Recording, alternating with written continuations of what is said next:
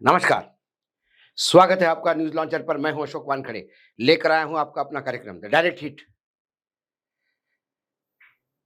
आने वाले चुनाव को लेके सभी राज्य, मतलब मैं 2025 के चुनाव नहीं, 2027 में जो चुनाव होने जा रहे हैं, उसको लेके भी सभी क्षेत्रीय दल खासकर, और जो इंडिया गठबंधन का हिस्सा है, जो एनडीए का हिस्सा नहीं है, वो ज़्यादा सक्रिय है, क्योंकि उन्हें पता है कि आने वाला विधानसभा चुनाव उनके राज्य में, खासकर बंगाल में, उत्तर प्रदेश में, जो 2027 में चुनाव होंगे, उसमें एक बात निश्चित है, क्योंकि उस क्षेत्रीय दल को जो सत्ता में है, वहाँ पर भाजपा पूरी ताकत के साथ, दल बल के साथ तो उतरेगी ही, साथ में सरकारी एजेंसियाँ और चुनाव आयोग, जैसा कि हमेशा होता रहा है, वो भी साथ में उतरेगा। इसलिए दोनों तरफ से तैयारी बराबर चल रही है।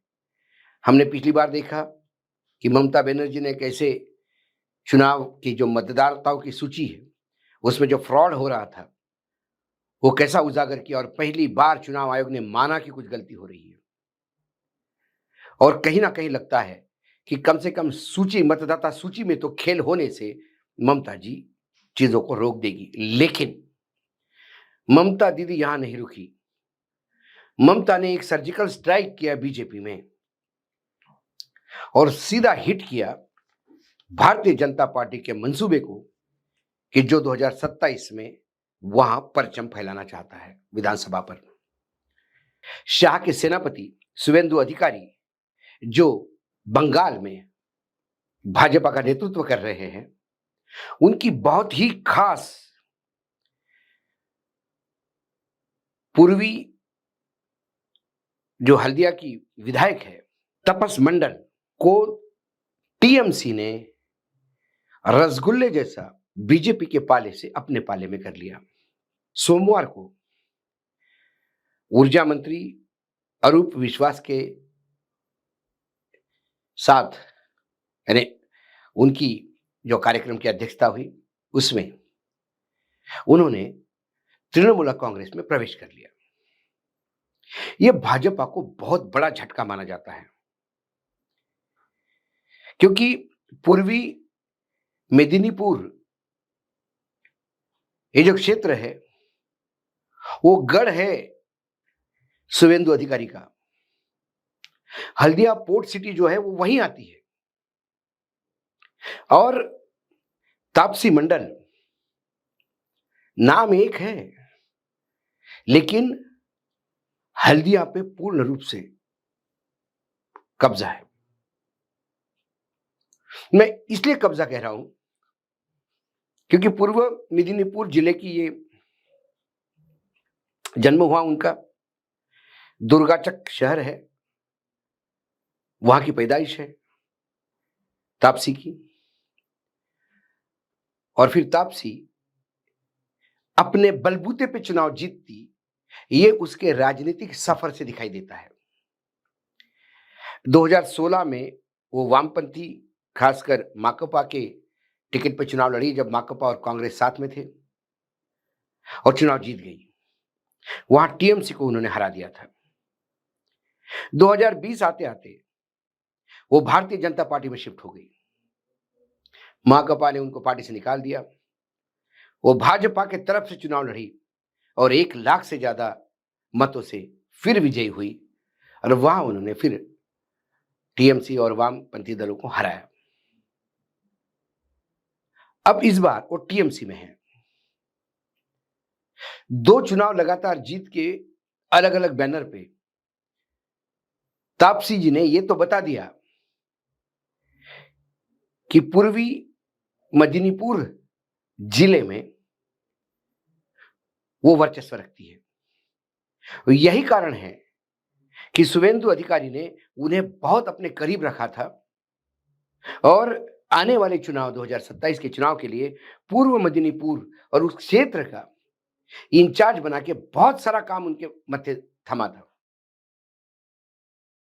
लेकिन उस क्षेत्र में जो क्षेत्रफल है आपके चुनाव लड़ने की, पूरी रणनीति तैयार करेंगे, उसी को हाईजैक करके टीएमसी अपने पास ले गई। ये एक बड़ा झटका था। ऐसा नहीं है कि बीजेपी ही एक खेल करती है।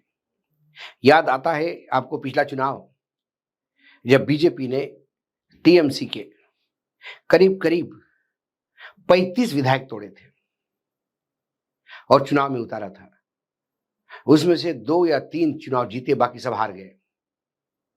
जो गए वो गिड़गिड़ाते रहे, बहुत सारे लोग वापस आए, कुछ लोग वापस नहीं आ रहे थे, फिर भी बोल रहे थे कि हमको अभी पार्टी में नहीं लिया, लेकिन हम दीदी के साथ हैं।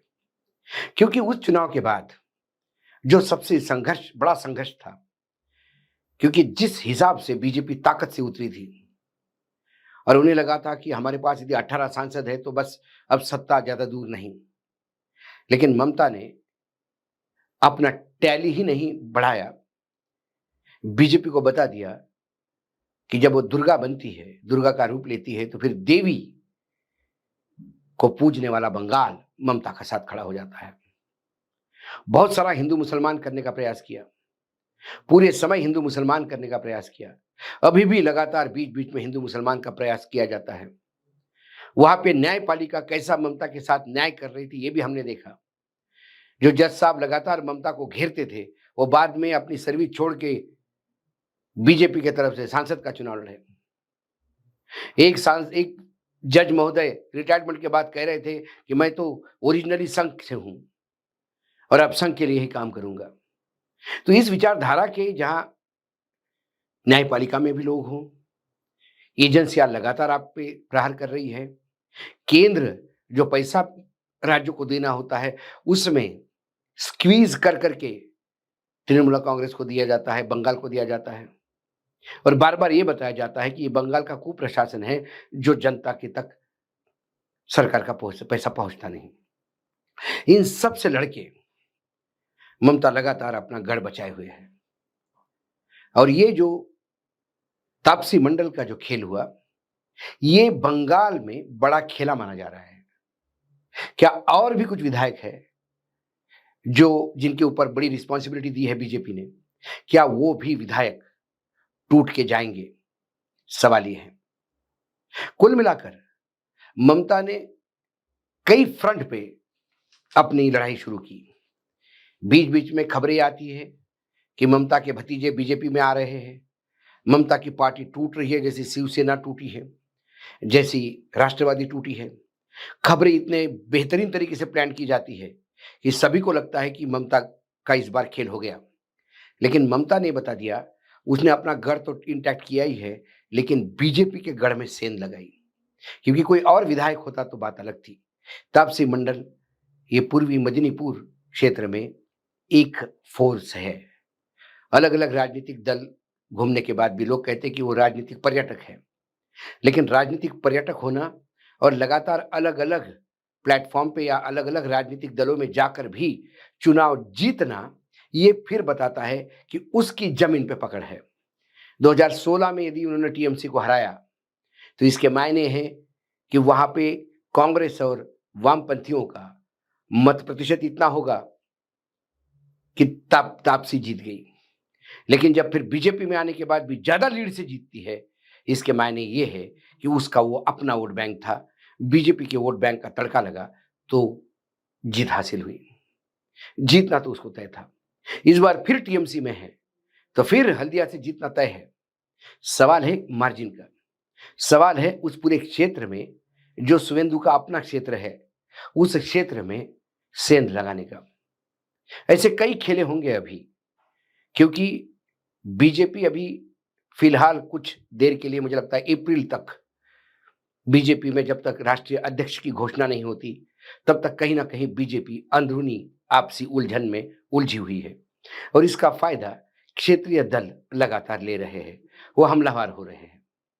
देखना यह है कि 2025 में जो चुनाव होंगे बिहार में, उसके नतीजे क्या आते हैं, उस बिहार के चुनाव में क्या क्या खेल होते हैं, उस खेल से कुछ ना कुछ लेसन्स बाकी दे लेते हैं। उसके बाद चुनाव यूपी में भी है, बंगाल में भी है। बंगाल में तो तैयारी पहले से चल रही है। जैसे चुनावी सूची के बारे में जैसे मैंने कहा, पहली बार चुनाव आयोग को किसी ने घुटने पे लाया है और ये बोलने के लिए मजबूर किया कि हाँ कुछ गलती है, वो ममता बनर्जी है। हाल ही में सर्वोच्च न्यायालय ने प्रयागराज के पास एक गाँव, छोटे गाँव को लेकर, जिसको हमने ऑलरेडी इसी कार्यक्रम में कवर किया था। जिस हिसाब से टिप्पणियाँ की है और जिस हिसाब से चुनाव आयोग को क्या करना चाहिए और चुनाव लड़ने वालों के अधिकार क्या है, जब इस बारे में रेखांकित किया, तो आने वाले समय में चुनाव आयोग को भी खेल करना इतना ईज़ी नहीं होगा।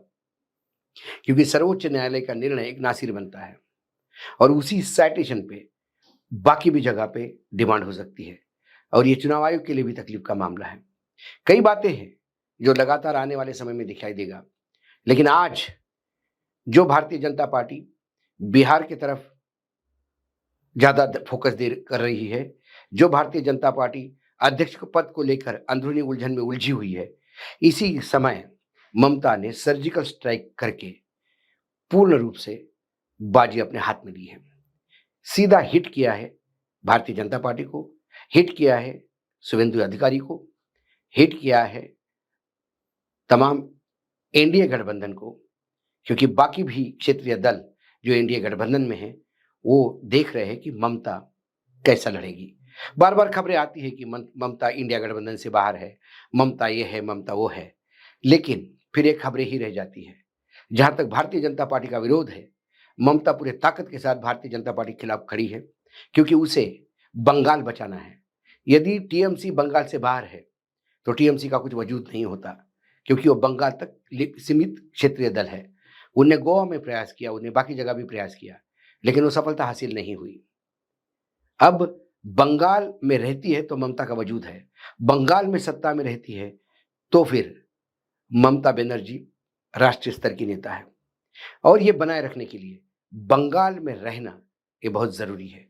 भाजपा का दुख तिरक है कि बंगाल उनके हाथ में अभी तक नहीं आ रहा है। उन्होंने उड़ीसा तक हाथ में ले लिया, आसाम उनके हाथ में है, नॉर्थ ईस्ट में उनके खेल चल ही रहे हैं। यदि बंगाल उनके हाथ में आता है, तो पूरा पूर्वी एरिया भारत का भाजपा में हो जाएगा। बिहार में यदि अपने बलबूते पे सत्ता पे आते हैं, तो फिर पूरा काऊ बेल्ट उनका हो जाएगा। फिर बचता है दक्षिण, दक्षिण में कर्नाटक, तेलंगाना, आंध्र प्रदेश, तमिलनाडु, पुडुचेरी और केरल। इन जगह फिर उनका फोकस होगा। लेकिन मध्य भारत और पूर्वी भारत, उत्तर भारत, ये पूर्ण रूप से यदि बीजेपी के कब्जे में आती है, तो फिर बीजेपी 2029 के लिए कोई बड़ा सोच सकती है। आज की बात करें तो ममता ने बंगाल और मुश्किल कर दिया, ऐसा हम मान सकते हैं, कम से कम आज की स्थिति में। आज डायरेक्ट हिट में इतना ही। कल फिर आता हूं किसी विषय के साथ। तब तक के लिए नमस्कार। देखते रहिएगा न्यूज लॉन्चर।